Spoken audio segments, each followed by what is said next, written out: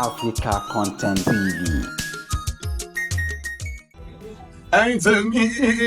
àsòótọ́ lòwe Yorùbá pédégbé ẹni bá jó orí ayátọ́kùn ẹ wo eléyìí ká Osupa jọ mi lójú ẹ̀rí láì gba kọ́bọ̀ wọn wá bí Sabaka mi wọ́n náwó náírà gẹ́gẹ́ bàbá ní nǹkan mo tún lọ kí wọ́n nílé ó tún fún mi ní 1 million Olabalola owó mi lórí pọ̀ gan-an àmọ́ kékeré léyìí tó bá tún lè tẹ̀sí iwájú wà gba mọ́tò làtọ́ ọ̀yìn òkè sẹ́nu ó pọ̀ ọba orin ẹ ṣé o.